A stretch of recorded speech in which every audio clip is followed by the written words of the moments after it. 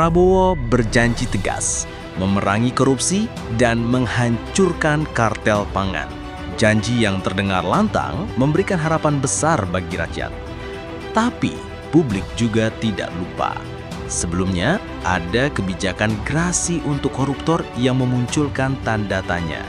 Seberapa konsisten janji ini akan dijalankan? Benarkah ini perang sungguhan atau sekadar retorika politik?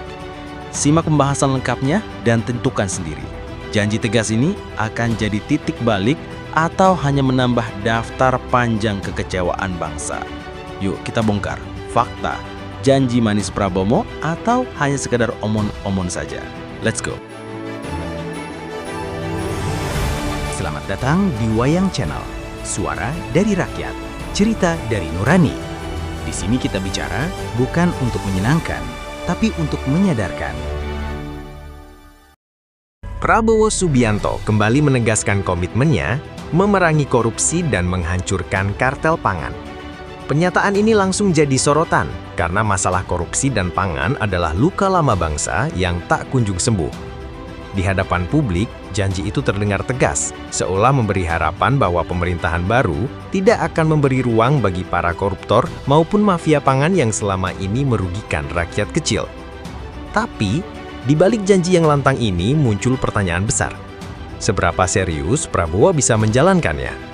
Karena janji politik itu mudah diucapkan, namun sulit diwujudkan. Dan publik punya hak untuk bertanya, apakah ini akan jadi perang sungguhan atau hanya retorika politik untuk meredam kritik? Mari kita bedah bersama, apakah janji tegas Prabowo benar-benar konsisten dengan rekam jejak kebijakan sebelumnya?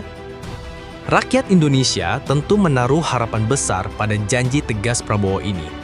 Sebab, korupsi selama ini dianggap sebagai penyakit kronis bangsa yang menggerogoti dari dalam. Hampir setiap tahun kita mendengar kasus baru, dari tingkat desa hingga pejabat tinggi negara. Bahkan, lembaga yang seharusnya menjadi benteng hukum tak jarang juga terseret dalam skandal. Jadi ketika seorang presiden baru bersuara lantang, publik otomatis berharap ada terobosan nyata. Begitu juga dengan masalah pangan. Harga beras, gula, dan kebutuhan pokok lainnya kerap naik tanpa kendali, seringkali karena permainan kartel. Rakyat kecil yang jadi korban, sementara segelintir pihak menikmati keuntungan besar. Harapan publik jelas, seorang pemimpin yang berani melawan mafia pangan, bukan malah kompromi dengan mereka. Janji Prabowo memberi energi optimis, tapi juga menuntut pembuktian. Karena rakyat sudah terlalu sering disuguhi janji, namun dikhianati realitas. Namun, di balik janji tegas itu, publik tidak bisa melupakan rekam jejak kebijakan yang pernah terjadi. Salah satunya adalah keputusan memberikan gerasi kepada narapidana korupsi. Kebijakan ini sempat menimbulkan polemik karena dianggap justru melemahkan pesan perang melawan korupsi. Bagaimana mungkin pemerintah bisa bicara tegas melawan koruptor, sementara pintu keringanan hukuman tetap terbuka bagi mereka yang merampas uang rakyat? Disinilah muncul kontradiksi. Janji perang tanpa kompromi terlihat kontras dengan sikap memberi ampunan kepada pelaku korupsi. Publik pun wajar mempertanyakan konsistensi. Apakah tegas hanya sebatas kata-kata? Ataukah ini bagian dari politik dua wajah? Keras di depan rakyat, namun lunak di hadapan elit yang punya kepentingan. Sebuah pertanyaan penting, karena perang melawan korupsi bukan sekadar pidato, melainkan keberanian menindak meski lawan yang dihadapi adalah orang-orang dekat kekuasaan sendiri. Jika janji perang melawan korupsi dan food kartel dijalankan konsisten, dampaknya tentu besar. Para koruptor tidak lagi merasa aman, sementara mafia pangan yang selama ini memainkan harga bisa kehilangan kendali. Rakyat kecil akan merasakan manfaat langsung. Harga kebutuhan pokok lebih stabil, dan uang negara tidak lagi bocor karena korupsi. Tapi, di sisi lain, kebijakan seperti ini pasti menimbulkan resistensi keras dari kelompok elit yang selama ini diuntungkan. Sebaliknya, jika kebijakan gerasi seperti sebelumnya kembali berulang, maka sinyal yang terbaca jelas, korupsi tetap punya ruang kompromi. Bagi rakyat, itu artinya harapan hanya tinggal wacana. Koruptor bisa saja tetap merasa nyaman karena ada celah keluar lewat keringanan hukuman. Dan soal pangan, jika janji hanya berhenti di kata-kata, maka permainan kartel akan terus menghantui dapur rumah tangga rakyat. Jadi, Dampaknya bukan hanya soal hukum atau ekonomi, tapi menyangkut kepercayaan publik terhadap kepemimpinan nasional. Di titik inilah pertanyaan besar muncul. Apakah janji tegas Prabowo benar-benar akan dijalankan, atau hanya menjadi jargon politik yang menguap seiring waktu? Publik berhak untuk ragu, karena pengalaman panjang menunjukkan banyak pemimpin bersuara lantang di awal, namun kompromi ketika berhadapan dengan kepentingan elit.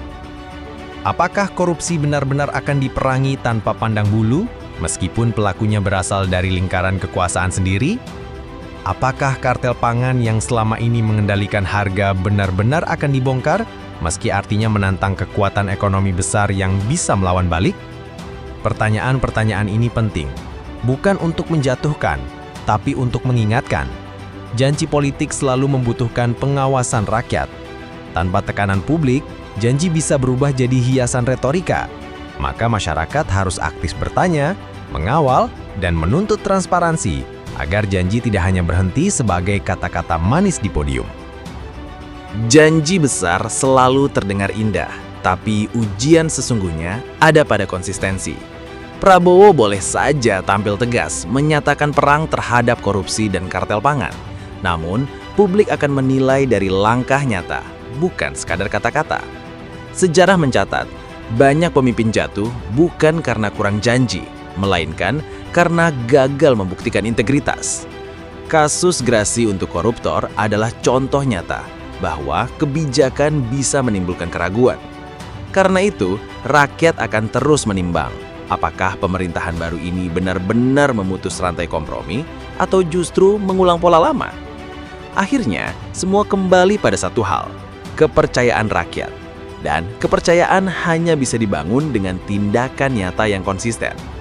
Apabila janji ditepati, ini bisa jadi momentum perubahan besar bagi bangsa.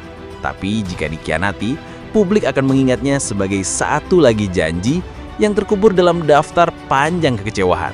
Pertanyaannya, jalan mana yang akan dipilih? Oke, kita sudah lihat sebagian ceritanya, dan ini baru permulaan.